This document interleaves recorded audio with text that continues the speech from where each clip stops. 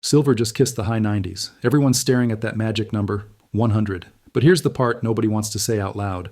The run to $100 is where traps get built, not where smart money gets emotional. This video is not here to kill your excitement. It's here to stop you from walking into the most common, most expensive mistake in a parabolic market, chasing the green candle with leverage, right as the market sets a kill zone for late buyers.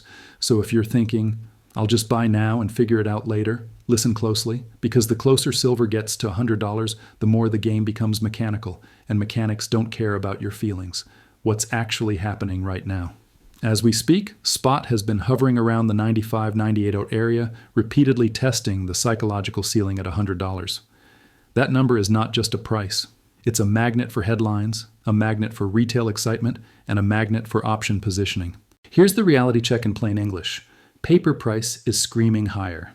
Physical metal is even tighter, with premiums and key hubs running $8+ over spot. Exchange reported registered inventory is near historic lows, under roughly 25 million ounces. And industrial demand doesn't blink at price the way speculators do, because factories don't care about support lines, they care about delivery.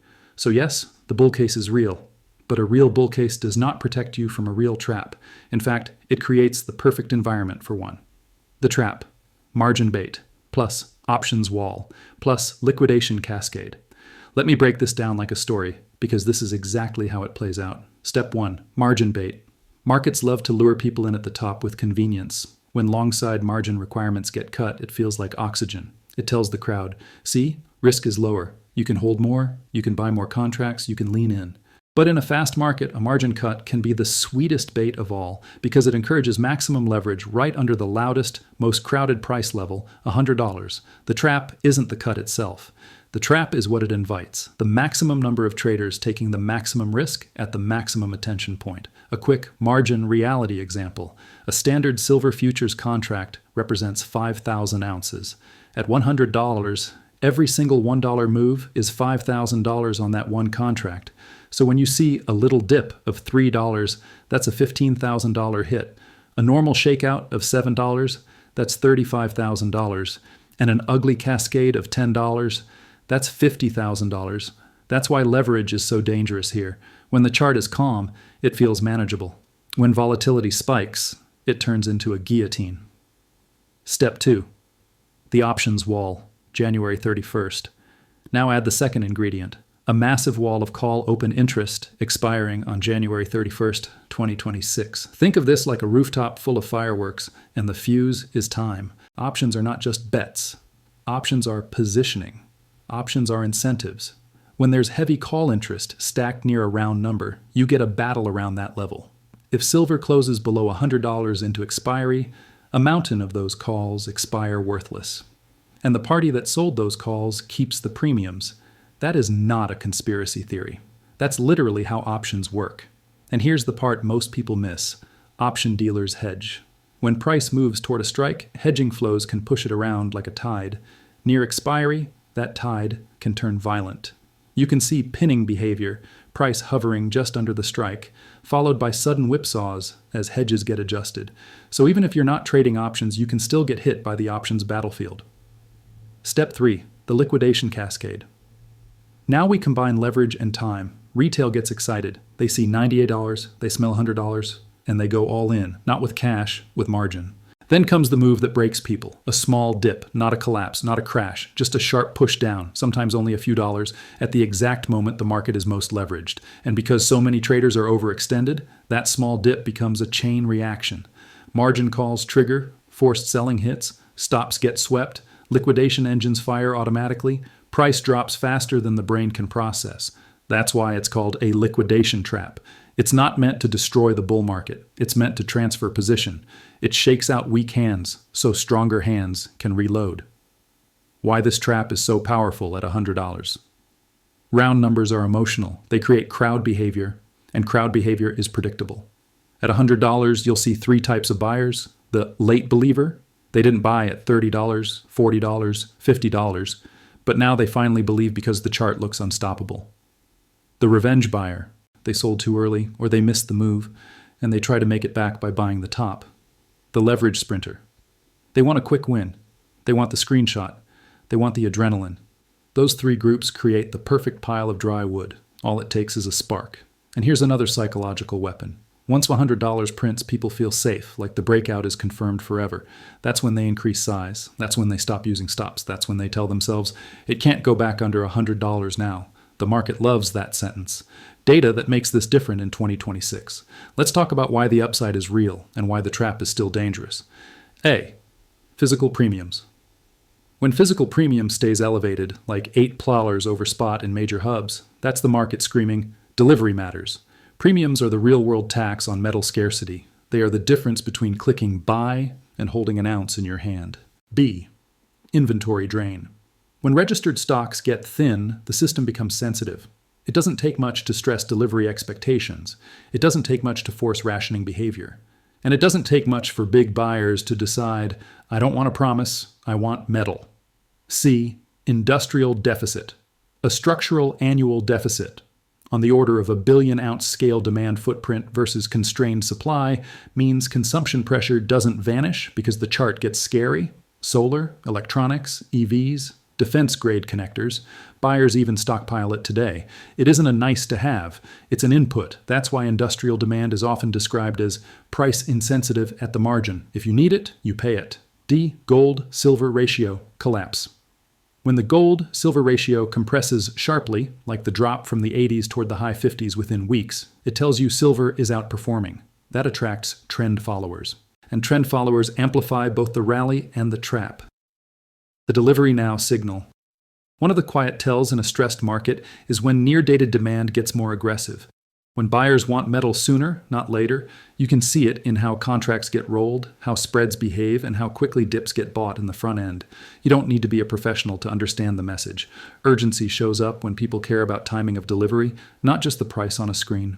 So yes, 2026 has serious tailwinds. But serious tailwinds create serious crowding. And serious crowding is exactly where liquidation traps thrive.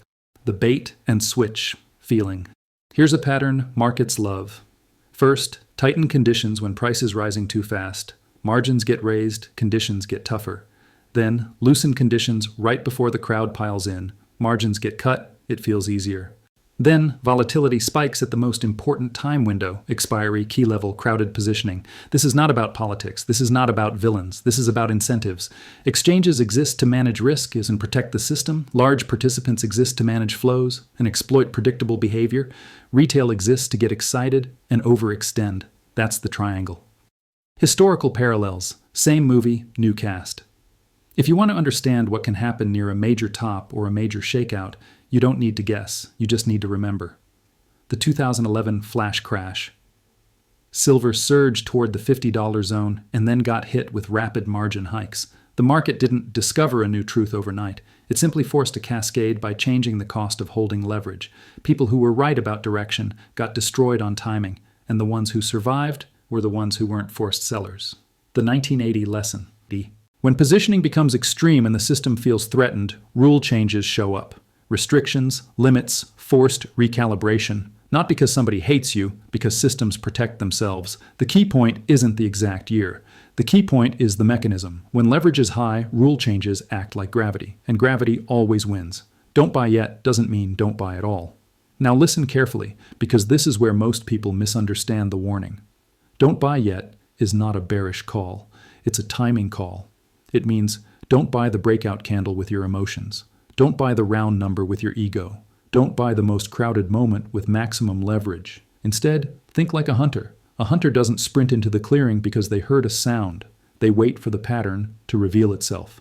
A smarter game plan for the 100 zone. Here's a practical framework that keeps you in the bull case without donating to the trap.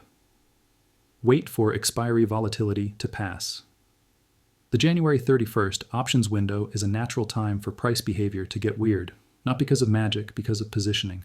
Let the storm pass before you step into the open. Avoid leverage when the crowd is leveraged. If you must participate, do it with a structure that cannot be margin called by a 2-day dip. Leverage turns I'm early into I'm liquidated.